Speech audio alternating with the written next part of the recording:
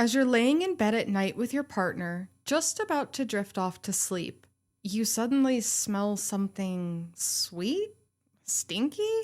Your first thought is a gas leak, so you try to stand, but quickly come to the horrifying realization that your legs don't work. What the hell is happening?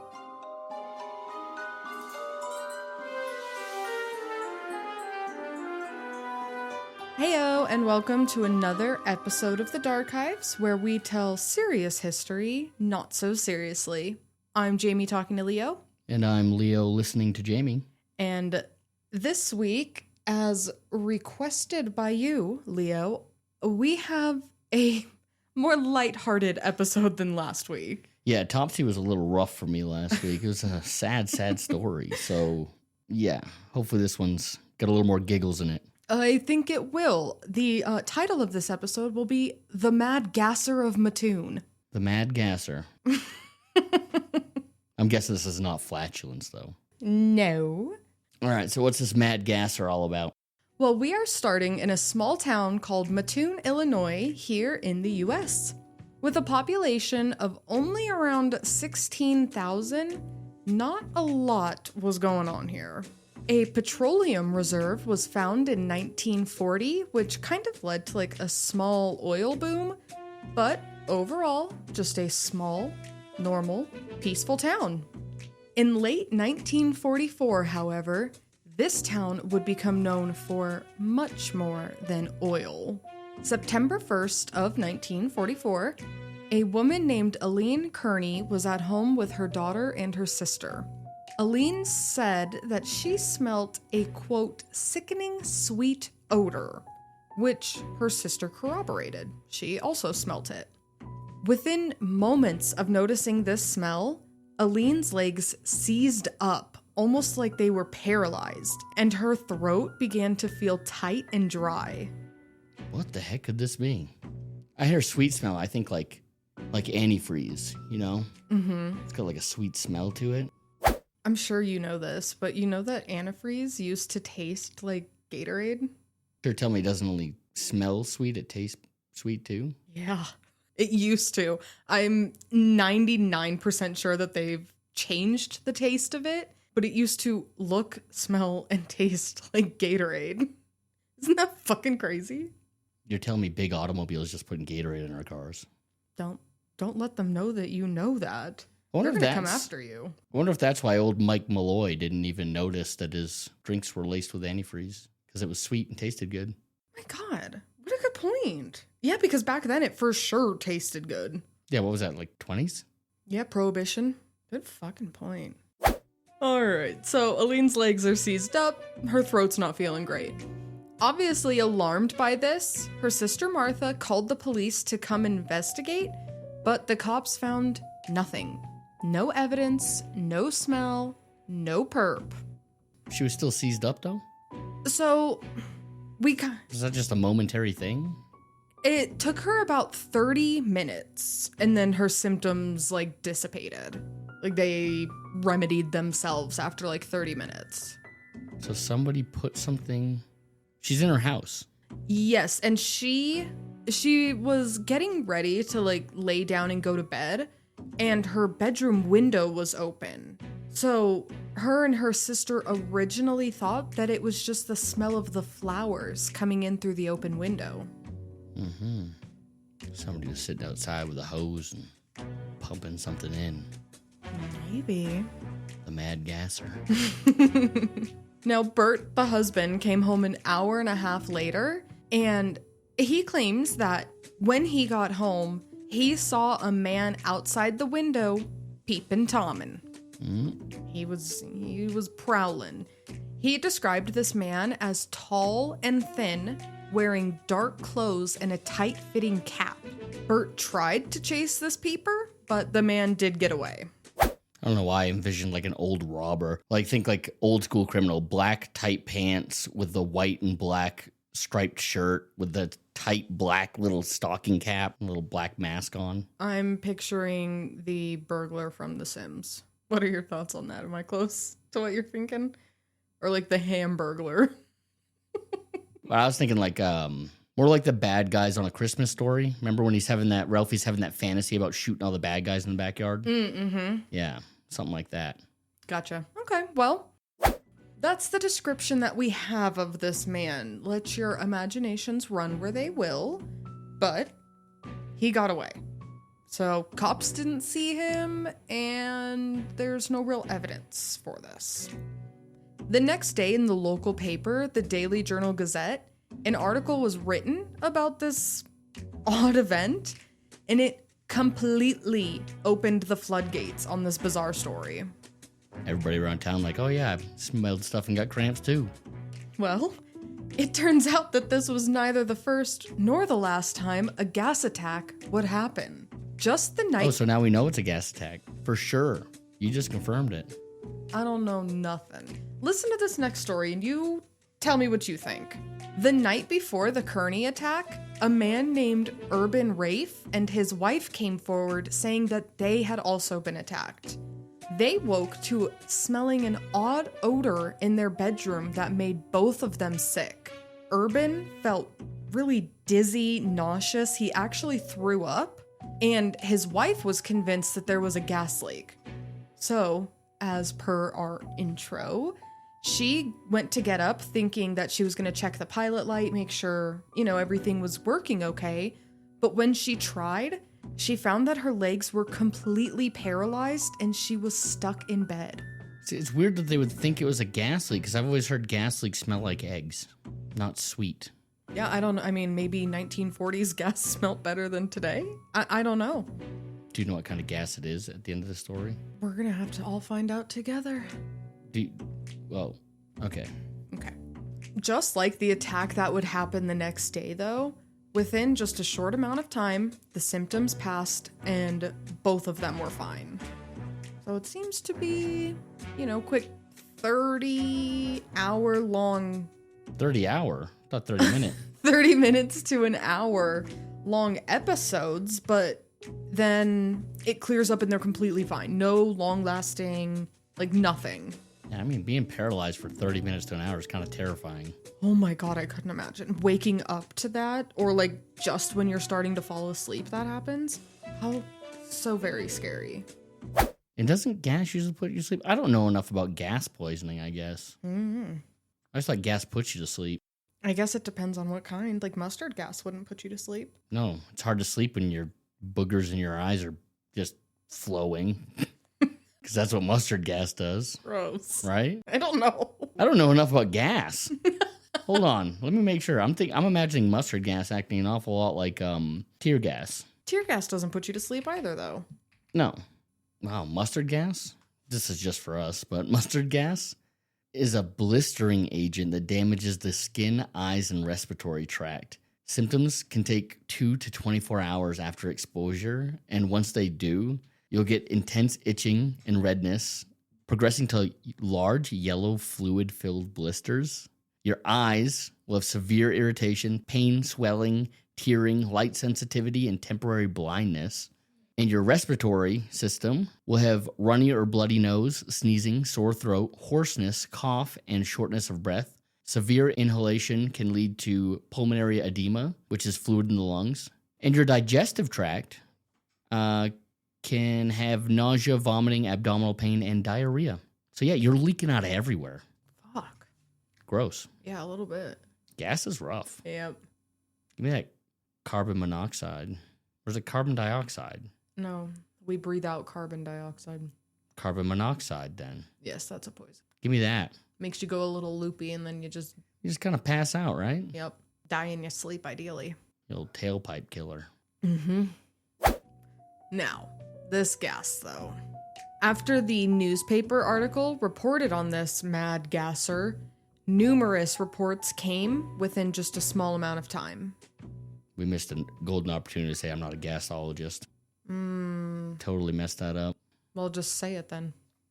You're the one saying, I don't know enough about gas. Just say I'm not a gasologist. I'm not a gasologist. I don't know anything. Well, from 2 non-gasologists over here, let's get back to this Mad Gasser. After the newspaper article reported on this Mad Gasser, numerous reports came in within just a small time frame. Within the next 3 days, 6 more people called in claiming to have had an interaction with this mysterious gas. They all reported the same symptoms: the paralyzed legs, the burning or dry throat, and that sickly sweet smell in the air. An elderly woman claimed that a tall man dressed in all black climbed in her bedroom window, then attempted to gas her. Like in her face? Hit her like the Joker with like a flower on his lapel, just squirt? Yeah, no further information that I could find on that, just that he attempted to gas her. Another older woman said that she and her adult daughter were sitting in the kitchen when a tall man, dressed in black, tried to get in the back door of the house. Now, I'm imagining the back door to the house is in the kitchen with them, because they say that upon finding the door locked, he then used a syringe to inject gas through the keyhole of this back door. So this is a pretty potent gas then. It had to have been, because the women here both passed out and woke up several hours later with burning in their throats and mouths. A syringe full of this gas through a keyhole knocked 2 women out. For hours. What is this gas? That's crazy. This guy's starting to sound a little terrifying. Yeah. Like, it was creepy and sketchy and, weird that you're gassing people, but doesn't seem like anything super bad's happening. It's just like somebody's weird. testing out some gas. I don't know. But this is getting scary now. Ookie spooky. The first piece of evidence came on September 5th. Let me remind you, the first attack was on August 31st. It has not even been a week. Carl and Beulah Cords came home and found a handkerchief on their porch. Beulah picked it up, and for whatever reason, she smelled it. Survival instincts are low on that one. Beulah, you beautiful son of a bitch. Beulah, you didn't have to smell that, babe. But she did, and she immediately became sick, vomiting violently, and also had the telltale gasser sign of the burning in her throat and mouth again. The couple speculated that the Mad Gasser had placed it here to drug or incapacitate the family dog, so that way this gassy little prowler could break into their house without the dog alerting the owners to his presence. Okay. Police did take this handkerchief and they chemically analyzed it as best as they could in 1944, looking for any sort of chemical or, anything really that could lend credence to this gassy theory. Yeah, what this stuff was. Yep. Any idea on the results here? Okay, burning in the throat. I don't know if your legs would seize, though. What do they call it? When you mix, ammonia with bleach, it can get you lightheaded and weird. I'm going to go with something like that. Some kind of chemical concoction like that where it's some household items mixed together that make people go loopy. Okay. But I don't know. I'm not a gasologist. Yep. Well, I will pretend to be one right here, and I will tell you what was found on this handkerchief. Nothing. Nothing. Not a damn thing was found. An unknown substance. This is the biggest problem. No evidence of any kind has been found. No fingerprints. No... Whoa. Are we at the end of the story? No fingerprints. No smells. No signs of attempted break-ins. Police found nothing anywhere. So, they call in the FBI. The FBI finds nothing. Leo's put his thinking cap on here. Were the police in this town very well liked in this small little town in 1940? Couldn't find anything confirming or denying that. I'm just over here going, Is this just a mass conspiracy where all the townspeople are just saying this happens to get clout and get in the newspaper and stuff like that? And the police are taking this very seriously. So seriously, they call in the feds, but nobody finds anything. All anyone says is a tall, skinny man dressed in black. But nothing else happens except for this. You get knocked out or paralyzed for 30 minutes. I don't know. I'll tell you what, though. Getting the FBI involved and the cops putting all their resources into this did not stop reports from coming in. Citizens of the town kept reporting that they were seeing this stranger skulking in the shadows. He was now even being reported with things like a gas canister or a kind of like a pesticide spraying hose. This is made up.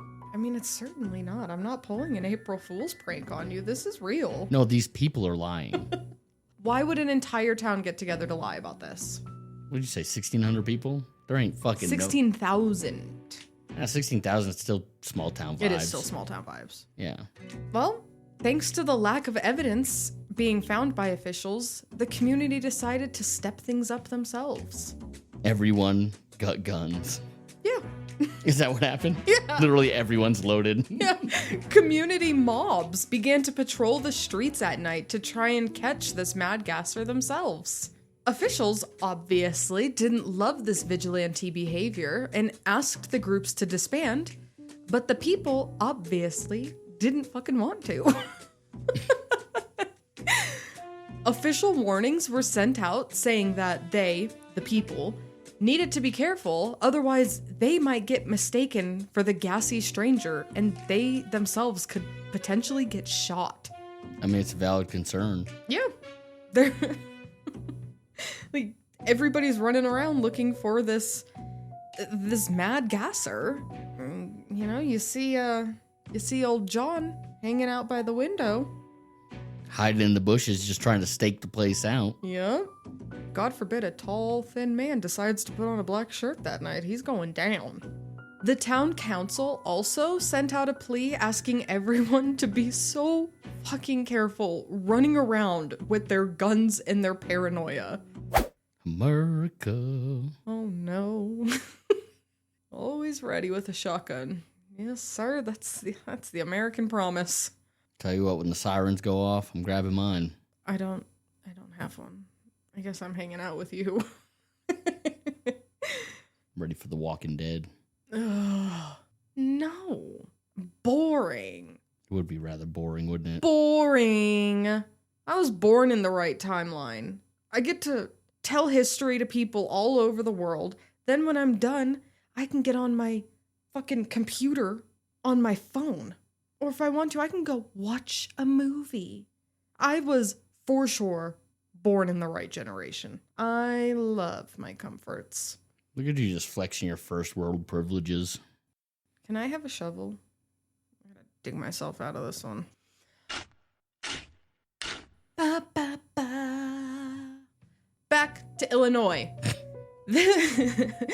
This all occurred, everything that I've told you, all occurred within 2 weeks after the first attack was reported. Okay.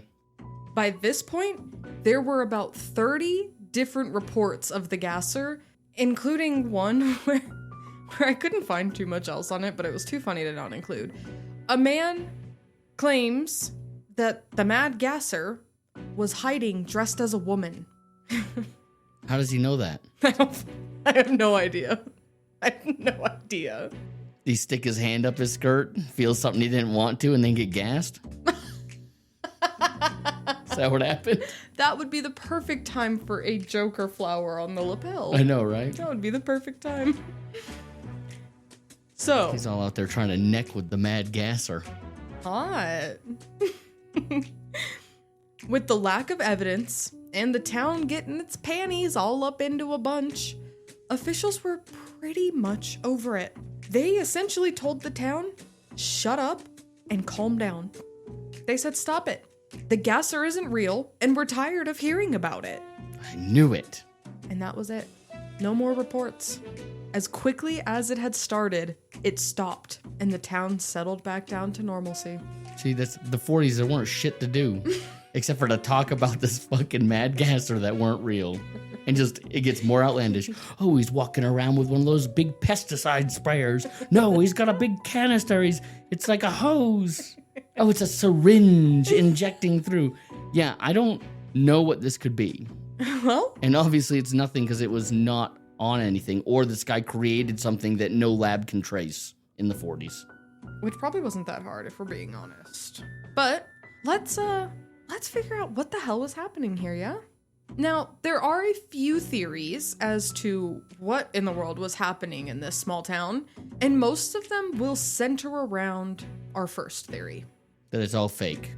Well, the first and most commonly assumed theory here is that this is a case of mass hysteria. Yep, this is the dancing plague of the 1940s. Yep, the dancing plague, the Salem witch trials, you know, time and time again, we have seen it. At this time, there is, of course, a literal world war going on. We are in World War II.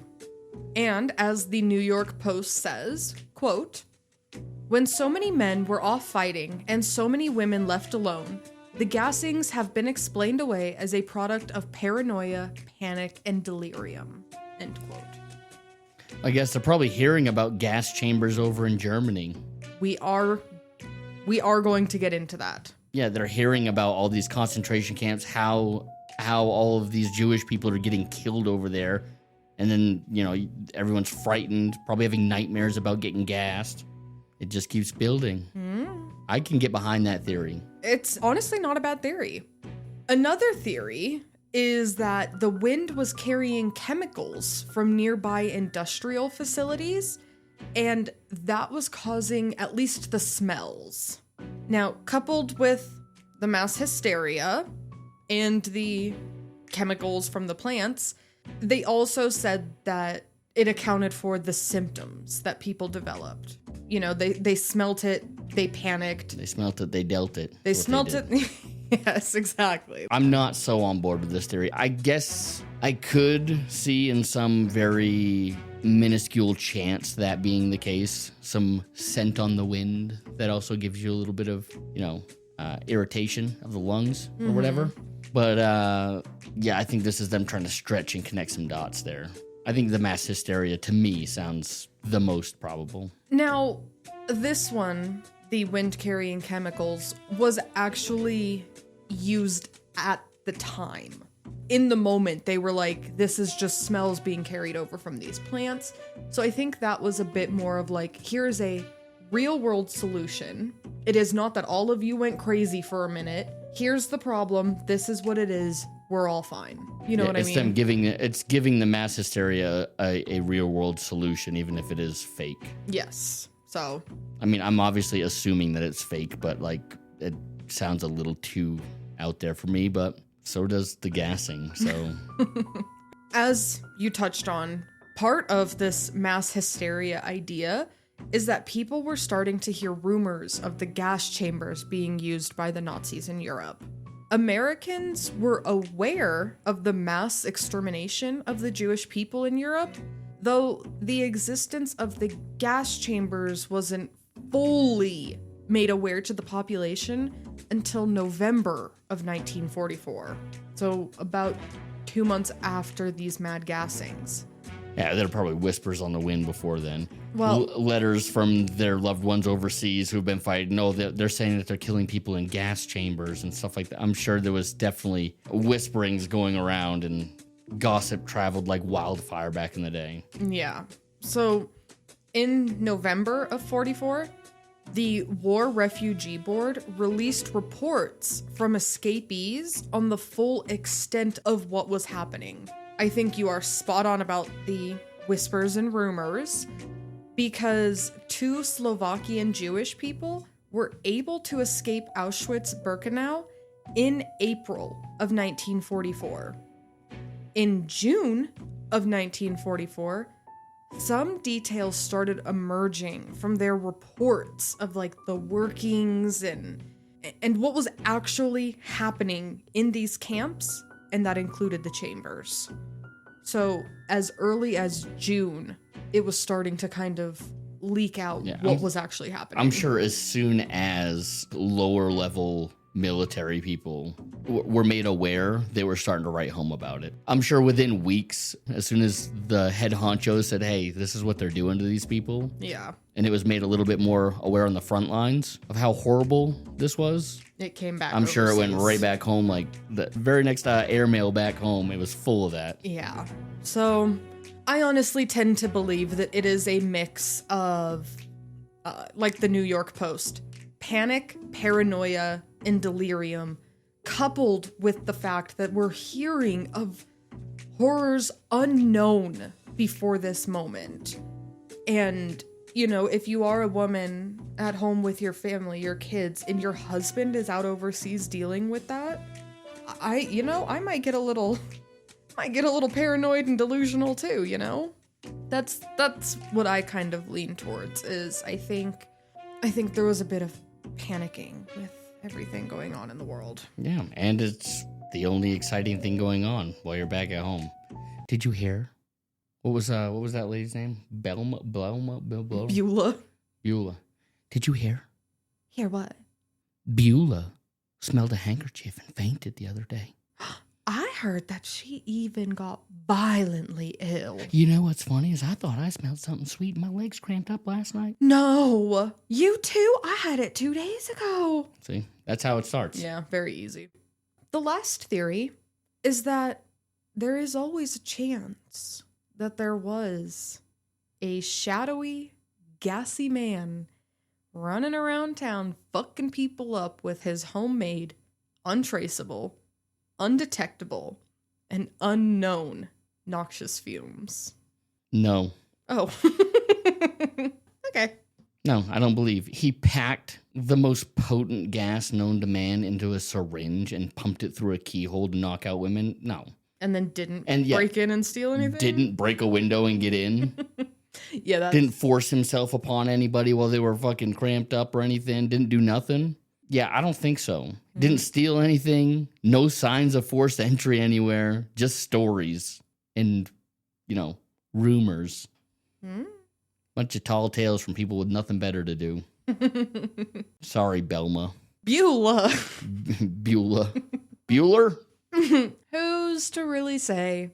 Though mass hysteria does have my vote here. Yeah, definitely has mine. It's boredom and mass hysteria. But what do you guys think? Was the Mad Gasser real? Was paranoia real? Were industrial facilities cramping people? I don't know. You can let us know via our Instagram or our email, both of which are linked in the show description below. You can also check out our website, darkivespodcast.com, where you can buy a t-shirt or a hat or a hoodie, support the show, helps us out. And you can also, we'd appreciate if you would rate the show, maybe leave us a little comment on Spotify. And the best help we could get is you recommending us to a fellow history lover or podcast lover, anything. If you think somebody might like it that spread the word. It's the biggest compliment that we can get, and it helps the show grow. Heck yeah. Magnifique, thanks for hanging out with us this week, and we will see you next week for another episode of The Darkives. See you guys next week. Goodbye. It was a stinker of an episode. It was a stinky episode. Was it a gas joke? Stinky. For a minute there during that episode, I was kind of envisioning somebody just like dropping their pants and spreading their cheeks. Hot. Can you imagine like a hamburglar running around? Just spreading cheeks and... Just dropping trow and just, you see just two plump little butt cheeks sitting on a windowsill. A little green bubble. A little toot into the window. Gotcha. And all of a sudden you get cramps and you're falling asleep. Yes. Give me the news. I got a bad case of smelling you.